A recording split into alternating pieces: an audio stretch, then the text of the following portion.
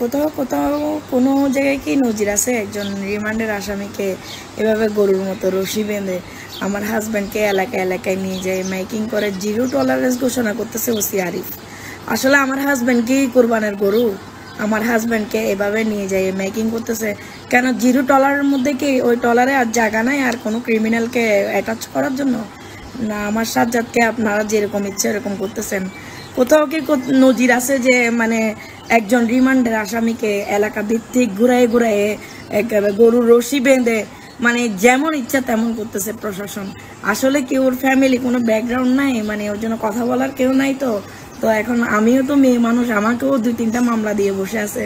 এখন আমি কি করব বলেন?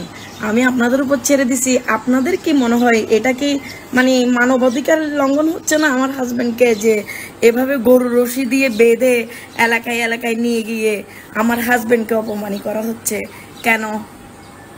আমি আপনাদের কাছে প্রশ্ন ছুড়ে দিলাম। আমার হাজব্যান্ড যদি অপরাধী হয় আমার হাজব্যান্ডের বিচার আদালত করবে। ওসি আরিফ আমার হাজব্যান্ডকে অ্যারেস্ট করে নাই, আমার হাজব্যান্ডকে সুচি অ্যারেস্ট করাইছিল। আমি এটা বারবার বলছি যে ওসি আরিফের কোনো ওইখানে সুযোগই নাই। বসুন্ধরা সিটিতে আমরা ঘুরতে গেছি, ওই অবস্থায় আমার হাজব্যান্ডকে সুচি দেখছে।